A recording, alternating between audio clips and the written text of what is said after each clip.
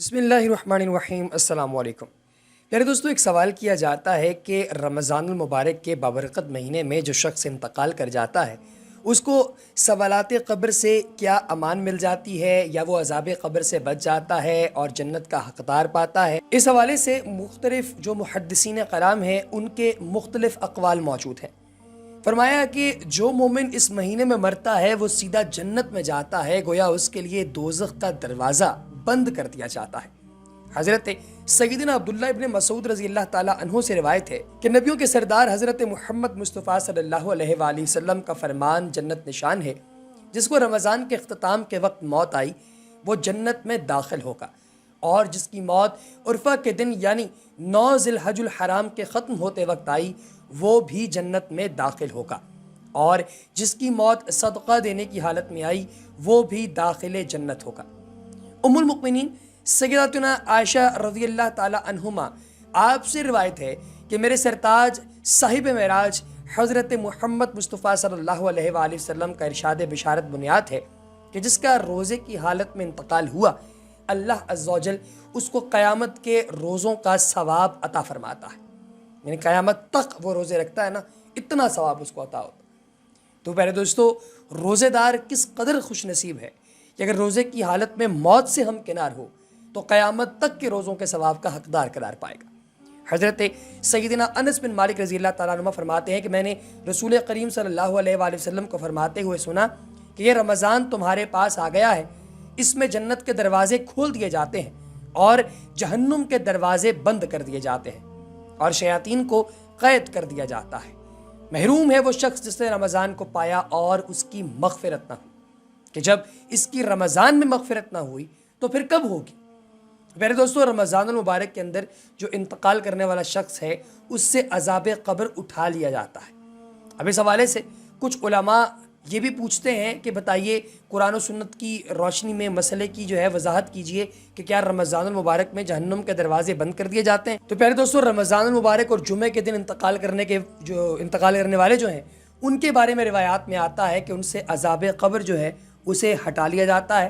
اب یہ عذاب صرف رمضان المبارک اور جمعے کے دن ہٹایا جاتا ہے یا تا قیامت؟ تو اس کے بارے میں بعض علماء فرماتے ہیں کہ صرف ماہ رمضان المبارک اور جمعے کے دن عذاب اٹھا دیا جاتا ہے، جبکہ بعض کا یہ ماننا ہے کہ تا قیامت ان سے قبر کا عذاب ہٹا دیا جاتا ہے اور یہ قبر میں راحت اور آرام کے ساتھ رہتے ہیں۔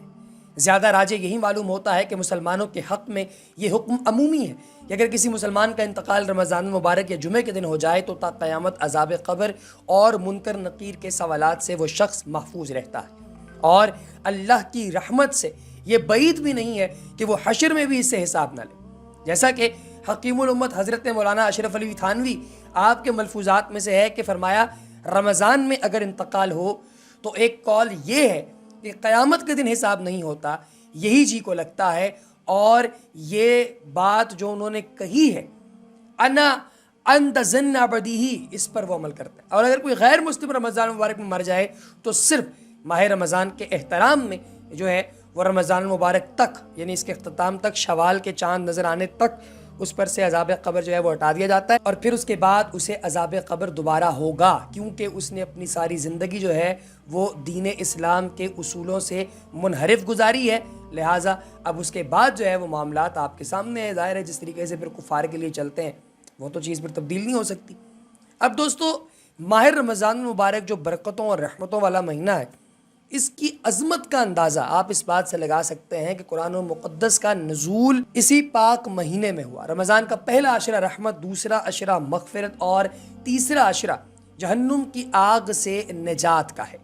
جب رمضان المبارک کا چاند نظر آتا ہے تو آپ صلی اللہ علیہ وسلم فرماتے ہیں کہ یہ چاند خیر و برکت کا ہے، یہ چاند خیر و برکت کا ہے، میں ذات پر یقین رکھتا ہوں، ایمان رکھتا ہوں جس نے تجھے پیدا فرمایا۔ حضرت جبریل علیہ السلام نے دعا کی کہ ہلاک ہو جائے وہ شخص جس کو رمضان کا مہینہ ملے اور وہ اپنی بخشش نہ کروا سکے، جس پر سرکار دو عالم صلی اللہ علیہ وآلہ وسلم نے ارشاد فرمایا آمین۔ حضرت جبریل علیہ السلام کی یہ دعا اور اس پر سرکار کا آمین کہنا، اس دعا سے ہمیں رمضان کی اہمیت کو سمجھ لینا چاہیے۔ روزہ پیارے دوستو وہ عظیم فریضہ ہے جس کو رب ذوالجلال نے اپنی طرف منسوب فرمایا، اور قیامت کے دن رب تعالیٰ اس کا بدلہ اور اجر بغیر کسی واسطے کے بذات خود روزے دار کو عنایت فرمائیں گے۔ خداوند کریم نے اپنے بندوں کے لیے عبادات کے جتنے بھی طریقے بتائے ہیں، ان میں کوئی نہ کوئی حکمت ضرور پوشیدہ ہے۔ نماز خدا کے وصال کا ذریعہ ہے، سے بندہ اپنے معبود حقیقی سے گفتگو کرتا ہے، وصل کرتا ہے، مل جاتا ہے۔ بہینہ روزہ بھی خدا تعالیٰ سے روح لگانے کا ایک ذریعہ ہے۔ پیارے دوستو، حدیث مبارکہ میں ہے کہ رمضان شہر اللہ، رمضان اللہ تعالیٰ کا مہینہ ہے، جس سے پتہ چلتا ہے کہ اس مبارک مہینے سے رب ذوالجلال کا خصوصی تعلق ہے، اس کی وجہ سے یہ وہ مبارک مہینہ دوسرے مہینوں سے ممتاز اور جدا ہے۔ حضرت جابر بن عبداللہ رضی اللہ تعالیٰ عنہ سے روایت ہے کہ سرکار دو عالم صلی اللہ علیہ وآلہ وسلم کا فرمان ہے کہ میری امت کو ماہ رمضان میں 5 چیزیں ایسی عطا کی گئیں جو مجھ سے پہلے کسی نبی علیہ السلام کو نہیں ملی۔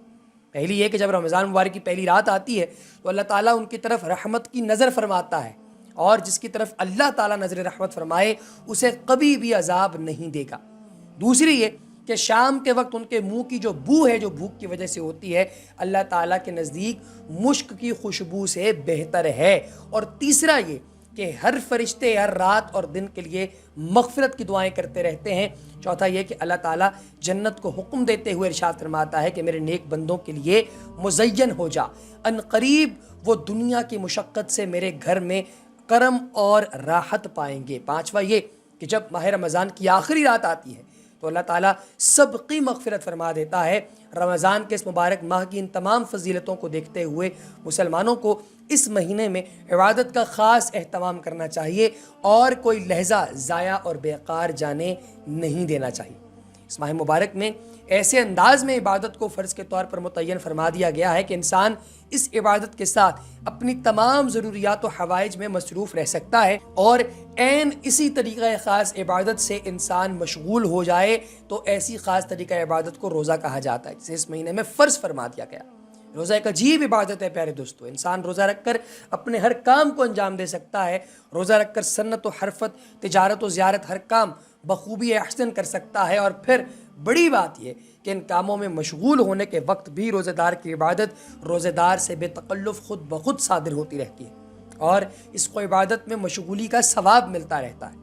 تو پہلے دوستو، یقینی طور پہ آپ تمام احباب رمضان المبارک کا جو ہے وہ احترام کرتے ہیں، آپ تمام احباب رمضان المبارک کو سیلیبریٹ کرتے ہیں، اور اس خوبصورت مہینے کے اندر آپ تمام احباب یقینی طور پہ کرتے ہیں الحمدللہ اللہ کا ذکر، خدائے بزرگ و برتر کے ساتھ محبت کا معاملہ جو ہے اسے جتنا زیادہ بڑھائیں گے دوستو اتنا ہی زیادہ فائدہ ہے۔ اللہ تبارک و تعالیٰ کی ذات عمل کرنے کی توفیق عطا فرمائے۔ پیارے دوستو، اس کے ساتھ ہی ہماری آج کی ویڈیو کا وقت ختم ہوا چاہتا ہے۔ آپ سے ملاقات ہوگی انشاءاللہ اگلی ویڈیو میں، تب تک کے لیے اپنا بہت سا خیال رکھیے گا، اور دعاؤں میں ہمیں یاد رکھیے گا۔ اللہ پاک آپ کا اور ہم سب کا حامی و ناصر ہو۔ اگلی ویڈیو تک دیجیے اجازت، اللہ حافظ۔